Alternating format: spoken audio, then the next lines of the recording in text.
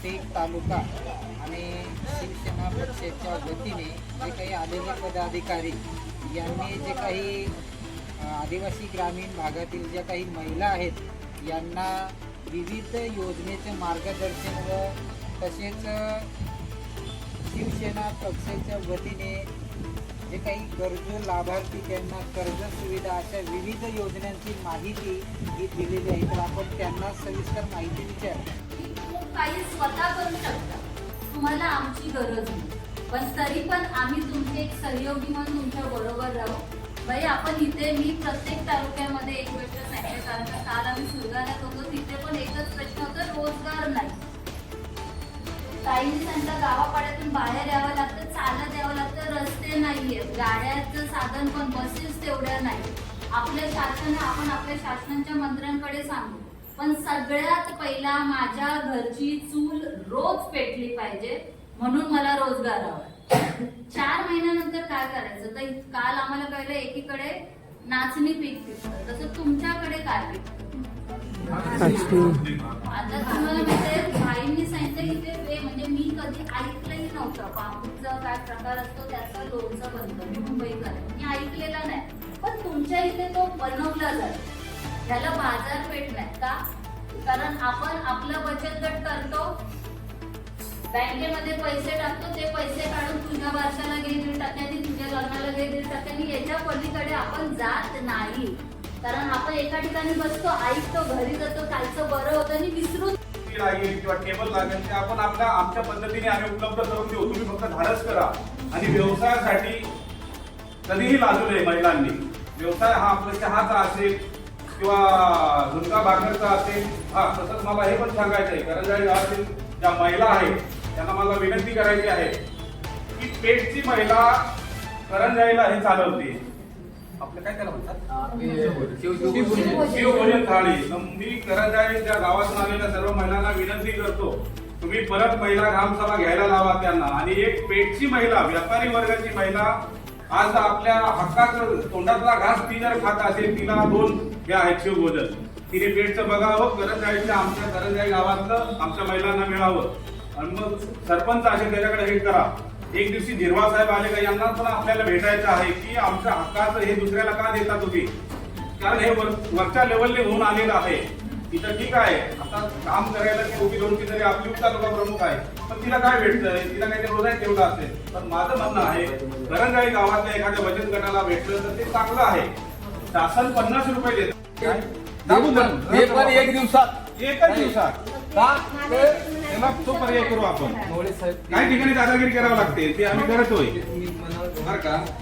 ते ना आता येणू भाई तुम्ही ह्या गोष्टी बरं तुमचं जे आहे हा प्रश्न आजच आला आपल्याकडे, हा प्रश्न आज आला, आपण तो त्याच्यावर तोडगा काढू. एक महिला अशी आहे का ती पहिली दारिद्र्य रेषेखाली होती, पण आता नाही, तिला निराधार.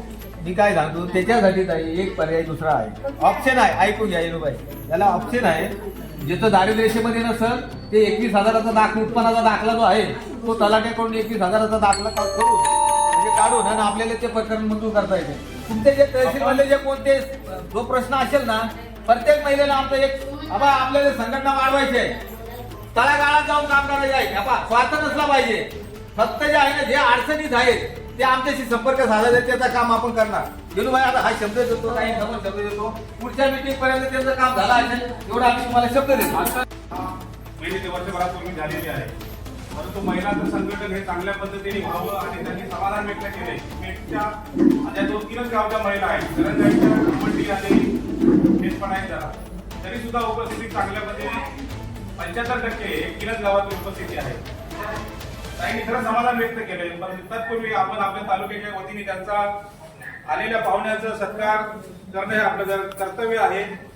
मी आपल्या तालुक्याच्या महिला आघाडी प्रमुख राधाबाई राऊत यांना विनंती करतो की आलेल्या आपल्या अतिथी संगीताताई घोडाणा यांचा तुम्ही त्या योजनेचा फॉलोअप घेतलात तर कधीतरी काहीतरी घडू शकतं आणि तुम्ही स्वतःला घडवाल.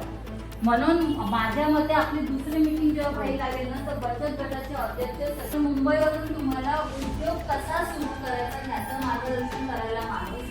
सोशल मीडियावरती उद्योगासाठी दुसरी वस्तू असते पैसा कसा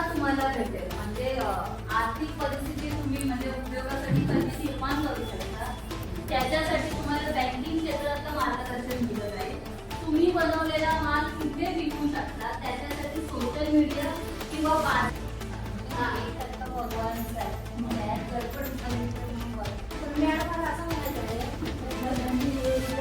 वैयक्तिकच दिले ते वैयक्तिकच दिले पाहिजे.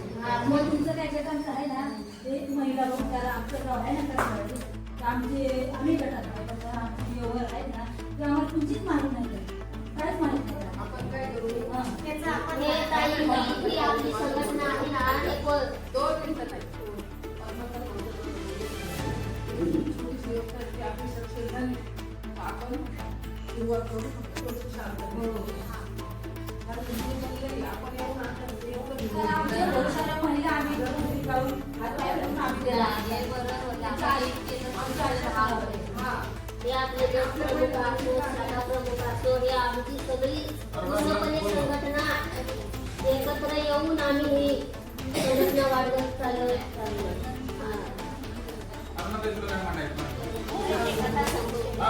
आज काही ज्या महिला ह्या उपस्थित आहेत तर आज नक्कीच काय आहे ते? सर्वांना जय महाराज. आज आम्ही शिवसेना पक्षाच्या वतीने महिला आघाडी यांची करंजाळी गणाची बैठक पेठ येथे पक्ष कार्यालयामध्ये ठेवली होती.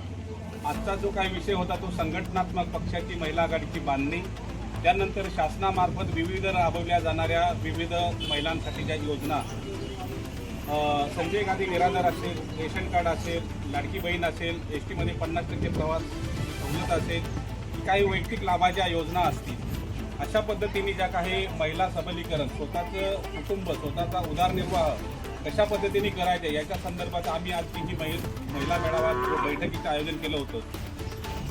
बैठकीमध्ये 2 उद्देश होते. पक्षाची संघटनात्मक बांधणी व वैयक्तिक कुटुंबाचा याच्यामध्ये कशी आपल्या कुटुंबाचा पण उदरनिर्वाह होईल याच्यासाठी आम्ही भारतीय स्टेट बँक शाखेचे मॅनेजर, पंजाब नॅशनल बँकेचे मॅनेजर यांच्याशी विचारविनिमय करून महिलांसाठी स्वतःच्या व्यवसायासाठी जे काही शासनामार्फत दिलं जाणारं मुख्यमंत्री आत्मसहायता योजना अशा माध्यमातून जे काही वैयक्तिक लाभाच्या योजना असतात याचं मार्गदर्शन आम्ही महिलांसाठी केलं. तसंच महिलांसाठी शासनामार्फत जे काही 50% भाड्यामध्ये सवलत आहे त्याचं जे काही एक ATM सारखं कार्ड असतं ते आम्ही आमच्या शिवसेना पक्षाच्या वतीने आमचा स्वतःचा सेतू आहे त्यामार्फत आम्ही ह्या महिलांसाठी ते कार्डसुद्धा काढून देणार आहे. आणि अशा विविध योजनांची माहिती ह्या महिलांसाठी आम्ही दिलेली. येणारा सिंहस्थ कुंभमेळा हा 2027मध्ये आहे.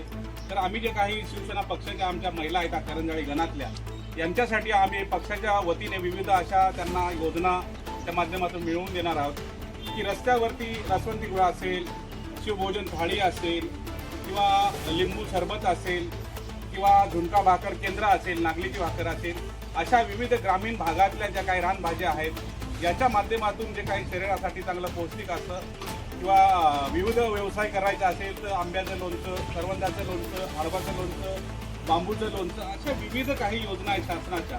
अगरबत्ती व्यवसाय असेल, उदबत्ती आपले मेणबत्ती असेल, अशा ज्या काही योजना आहेत शासनाच्या त्या या महिलांना आम्ही त्यांचं मार्गदर्शन केलं.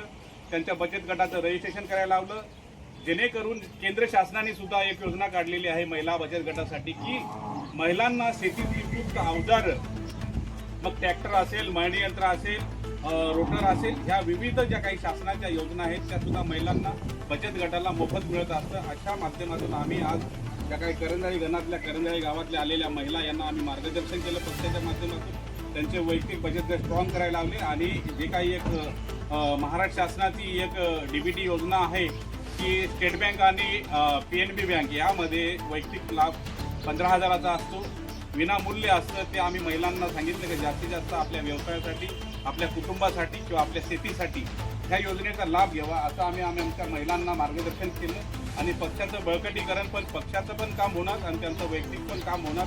अशा माध्यमातून आम्ही महिलांना विविध योजनांची माहिती दिली. त्यांचे कागदपत्र अपूर्ण असेल, जातीचा दाखला असेल, उत्पन्नाचा दाखला असेल, त्याच्यानंतर त्यांचं पॅन कार्ड असेल, अशा विविध कार्डसुद्धा आम्ही आमच्या पक्षाच्या माध्यमातून त्यांना काढून देणार आहोत. आणि अशा पद्धतीने आम्ही त्यांना इथं आज यासाठी बोलवलं होतं. धन्यवाद. बरं, आजच्या ज्या कार्यक्रमाला तर जी माहिती महिलांना द्यायची होती त्याच्यासाठी वरतून कोणी पदाधिकारी उपस्थित होते का? जय महाराष्ट्र. आजचा जो महिला मेळावा जो होता, आज नागपंचमी असताना आपले पेठ तालुका अध्यक्ष पद्माकरजी कांबळे साहेब यांनी दिलेल्या सूचना त्या सूचनेचे पालन करून आज आपल्या पेठमध्ये पक्ष कार्यालयामध्ये आपल्या जिल्ह्याचे जिल्हाध्यक्ष महिला जिल्हा अध्यक्ष मंगला भास्कर, त्याचप्रमाणे संगीताताई जे संपर्क प्रमुख जे आहेत इंदोरी मतदारसंघाचे ते आले आणि त्यांच्या माध्यमातून आज हे महिला मेळावा जो आयोजित केला, त्या महिलांचं एकच उद्देश आपल्याला आपल्या हाताला काम मिळालं पाहिजे या उद्देशाने किंवा शिंदे साहेबांचं जे हात बळकट करायचं आहे त्याच्यासाठी आपण गल्ली जाऊन घरोघरी जाऊन पक्ष संघटन असे हे महत्त्वाचे मुद्दे घेऊन आपल्या जिल्हा उपजिल्हा प्रमुख जिजाबाई हिरामन मवळे यांनी संघटन बांधणीचं चांगल्या पद्धतीने काम केलेलं आहे आणि महिलांचं पण उत्स्फूर्त प्रतिसाद मिळत आहे आणि शिंदे साहेबांचं तळागाळापर्यंत पोचवायचं काम जिजाताई हिरामन मवळे हे करणार आहेत एवढं मी आश्वासित करतो आणि थांबतो. तसंच आमच्या महिला भगिनींनी एक खास करून पक्षाकडे विनंती केली की आमच्या हाताला रोजगार नसल्यामुळं आम्हाला उमराळे येथे किंवा गिरनार येथे कामासाठी जावं लागतं, तर योगायोग आपल्या शिवसेना पक्षाचं सरकार आहे अशा आमच्या महिला भगिनींनी आग्रह केला. आणि इथं जर समजा पेठच्या MIDCला जागा आहे आणि इथं जर MIDCच्या मार्फत इथं इंडस्ट्रीज उभी राहिली, इथं कंपन्या आल्या, तर आमच्या हाताला इथंच काम मिळेल अशा माध्यमातून आणि जी काही पाणी पुरवठा योजना चालू आहे शासनाच्या, त्या विविध गावामध्ये पाणी पुरवठा योजनेमध्ये भ्रष्टाचार झालेला आहे. तर महिलांची एकच अपेक्षा आहे की आम्हाला शेतामध्ये काम करावं लागतं, आम्हाला कामाला जावं लागतं, आम्हाला ज्या ग्रामपंचायतीला वेळेत पाणी मिळालं पाहिजे. महिलांची आग्रही भूमिका दोनच प्रश्नाची होती, आमच्या हाताला एक तर रोजगार पाहिजे किंवा स्वतःच्या कुटुंबासाठी आम्हाला बचत गटाच्या माध्यमातून शासनाने पैसे दिले पाहिजे आणि पिण्याच्या पाण्याची व्यवस्था ही प्रत्येक ग्रामपंचायतीने व्यवस्थित दिली पाहिजे, ही आग्रही भूमिका आमच्या महिला भगिनींची होती. तसं आम्ही आमच्या संपर्क प्रमुख ज्या काय आहेत दिंडोरी लोकसभेच्या संगीताताई खोडाना आणि मंगलाताई भास्कर यांनी लगेच मंत्री महोदयांना फोन लावला आणि उद्यालाच मुंबई येथे पक्षाच्या ज्या मीटिंग लागलेली आहे त्याच्यामध्ये उद्योगमंत्री माननीय उदयजी सामंत साहेब यांच्याकडं पेठ तालुक्याची बैठक लावलेली आहे की जेणेकरून पेठमध्ये लवकरात लवकर आपलं सरकार आहे तो कसं हे उद्योग व्यवसायाची कशी सुरुवात लवकर होईल, कसे कारखानदारी येईल आणि आमच्या महिला भगिनींना न्याय भेटेल. करंजळे असेल, पोहरा असेल किंवा पाटा असेल किंवा कुळवंडी किंवा बाजीभावून येणारी महिला ही कंपनीमध्ये येईल, तिला काम हाताला मिळेल अशा पद्धतीने इथं बहुसंख्य लोक हे सुशिक्षित आहेत. परंतु एक भागाचा विकास न झाल्यामुळं इथं आम्हाला इंडस्ट्रीची गरज आहे अशी आमच्या प्रथम मागणी ही महिला भगिनींनी केली. त्या पद्धतीने आमच्या मंत्री महोदयांपर्यंत आम्ही हा मेसेज पोहोचवलेला आहे, त्यांनी होकार दिलेला आहे आणि उद्यालाच या संदर्भात त्यांनी मला वेळ दिलेला आहे, सकाळी 10चा वेळ दिलेला आहे. उदयजी सामंत साहेब आणि जो काही शिक्षणाचा प्रश्न आहे त्याचा पण आम्ही काल पाठपुरावा मालेगाव येथे जाऊन केला आणि दादा भुसे साहेबांनी उद्या 10 वाजेची त्यांनी पण वेळ दिलेली आहे आम्हाला. तसंच शासकीय आश्रम शाळेचा जो एक विषय होता त्याचा मोकनळ येथील तर आदिवासी विकास मंत्री महोदयांनी सुद्धा वेळ दिलेला आहे. अशा माध्यमातून शिवसेना पक्षाच्या मदतीने आम्ही जे काही तालुक्यातील ग्रामीण भागातील जे महिला भगिनींचे प्रश्न असतील, सामाजिक प्रश्न असतील, शिक्षणाचा असेल, आरोग्याचा असेल, रस्त्याचा असेल, पिण्याच्या पाण्याचा असेल, आम्ही आमच्या पक्षाच्या माध्यमातून आमच्या महिला भगिनींनी जी सूचना केली त्याचा पाठपुरावा करून मंत्री महोदयांपर्यंत पोहोचवतोय. अशी एक महिला भगिनींची सूचना होती ती मी इथं व्यतीत केली आणि चांगला प्रतिसाद सरकारच्या माध्यमातून मिळेल मी हे अपेक्षा करतो. थांबतो. धन्यवाद. जय हिंद, जय महाराष्ट्र. नाव काय आपलं? गाव कोणतं? करंजाळी. आज या तुमची मीटिंग किंवा तुम्हाला प्रशिक्षण आयोजित केलं याच्यामध्ये काय तुम्ही शिकला किंवा काय माहिती घेतली? आमच्यापर्यंत ज्या सुविधा पोचवत नव्हत्या काही माहिती कर्जामार्फत इतर त्या आम्हाला आज समक्ष त्या मॅडमनी सांगितल्या की आम्हाला सांगा आम्ही तुमच्यापर्यंत पोचवू म्हणून आम्हाला खूप दिलासा मिळाला. तुमचा परिचय?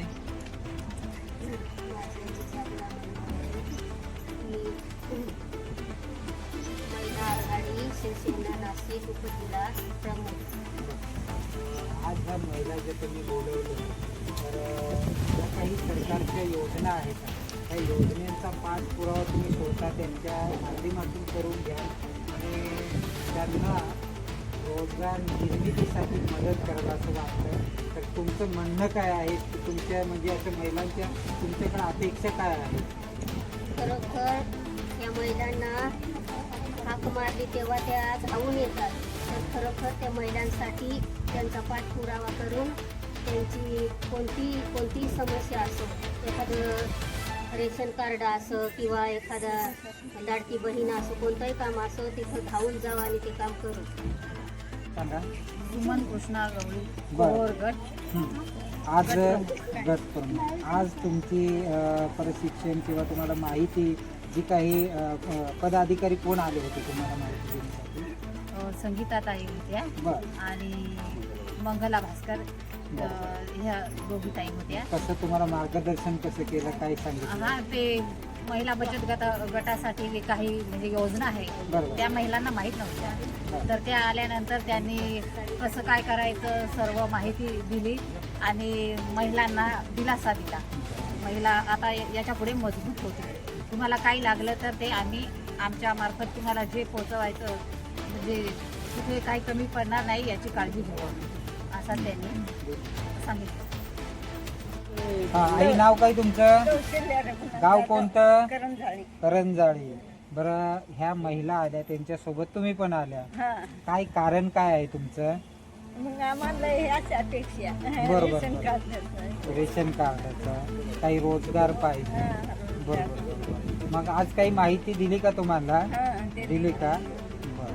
बरं बरं. आज ही तुमचे प्रशिक्षण किंवा तुम्हाला माहिती कोणामार्फत ही उपलब्ध झाली? आमच्या त्या मॅडम गेले होते, आमचे जिजाबाई, आमचे पक्षाचे ह्या कोणत्या? तुमच्या पक्षाचा म्हणजे कोणता पक्ष? शिवसेना पक्ष. शिवसेना पक्षाच्या वतीने तुम्हाला मार्गदर्शन केलं. बरं, त्याच्यामध्ये काही तुम्हाला अशा शासनाच्या योजनांची माहिती दिली? हा, दिली ना. मग आता तुम्ही ते माहिती घेतली का? हो. मग तुम्ही ते गाव पातळीवर इतरांना पण सांगणार ना? हा, सांगणार. बरोबर. का जेणेकरून लोकांपर्यंत शासनाच्या योजनांची माहिती होईल. बरं, ठीक आहे. कोणी? बरं. एक दरा. बरं, आज ज्या काही महिला या सर्वांनी 200-250 महिला बघितल्या, तर कोणत्या माध्यमातून किंवा कशासाठी आल्या होत्या, काय असं थोडक्यात? सुनील कृष्ण सापटे, गाव एकदरे. आज ह्या महिलांच्या सोबत तुम्ही पण आलेत, महिलांना घेऊन. तर आज काही ज्या योजना आहेत या योजनेसंदर्भात तुम्हाला काही माहिती मिळाली? हो, माहिती मिळाली. कारण मॅडम आल्या आणि अशा बोलल्या की जेणेकरून आपल्याला आपल्या दुर्गम भागात, कारण आपल्या आपले म्हणते ना आपली बेरोजगार नाही आपल्या गावात. बरं, एक मला असं सांगा का पेठ तालुका अध्यक्ष पद्माकरजी कांबळे यांचं काम कसं वाटलं तुम्हाला? त्यांचं आम्हाला काम असं आहे की त्यांना कधीही बेरात्री किंवा तुम्ही कधीही फोन करा, काही गोष्टी अडीअडचणीला किंवा काही ते लगेच धावून येतात. कारण त्या दिवशी माझ्या बाईची डिलिव्हरी होती, त्या दिवशी मी त्यांना फक्त एकच फोन केला का मला नाशिक पाठवून राहिले, कारण तिसरी खेप होती. कारण ते असे म्हणाले का इथून तुम्हाला सिव्हिलला घेऊन जावं लागेल. पण त्या साहेबांना मी कॉल केला, साहेब म्हटलं माझी एवढी अडचण आहे का इथंच झाली पाहिजे, कारण आपल्याला नाशिकला जायला जमत नाही. कारण तिथून आपलं कसं आहे, आपले जास्त हे संपर्क नाही, काही तिथे गेले की आपल्याला इकडे तिकडे अडचण येतात. त्याच्यामुळे मग त्या साहेबांनी माझं काम इथंच चांगलं केलं. एवढे माझे 2 शब्द संपले.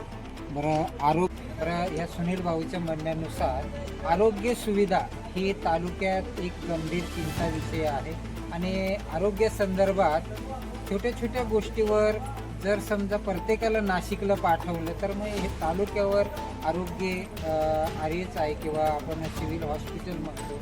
तर ह्या ठिकाणी जे काही आदिवासी कुटुंबातून येणारे त्यांना शहर वस्तीला जास्त नॉलेज नसते किंवा माहिती नसते, म्हणून अशा लोकांना जर नाशिकला पाठवलं तर त्यांना नाशिक जावं कुठं आणि त्यांना पुढील माहिती नसल्यामुळं ते असे काही पुढं पाऊल उचलत नाही. म्हणून तालुक्यात एक खंबीर नेतृत्व किंवा तालुक्यात जे काही पद्माकरजी कांबळे यांनी एक चांगलं काम केलेलं आहे का आरोग्य संदर्भात जे काही सुविधा इथं स्थानिक पाहिजेत, तर आमची पण अपेक्षा आहे का सर्वसामान्य वर्गातला किंवा श्रीमंत वर्गातला अशी कोणीही व्यक्ती नाशिक उपचारासाठी जाऊ नये, ही सर्व सुविधा पेठ तालुक्यालाच उपलब्ध झाली पाहिजे अशी मी त्यांना पण रिक्वेस्ट करतो का यापुढे आपण एक पाऊल पुढं टाकावं आणि आदिवासी समाजाच्या ज्या आरोग्य संदर्भातले जे काही अडचणी आहेत ह्या इतर तरी आहेतच, पण ह्यासुद्धा खूप गंभीर विषय आहे. तर याच्यावर सुद्धा आपण लक्ष दिलं पाहिजे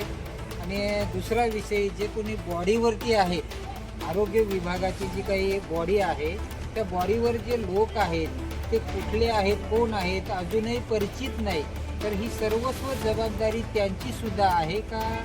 तालुक्यावर आपण एखाद्या समितीच्या बॉडीवर राहतो, तर आपली जबाबदारी म्हणून आपण पार पाडली पाहिजे. धन्यवाद. चालेल.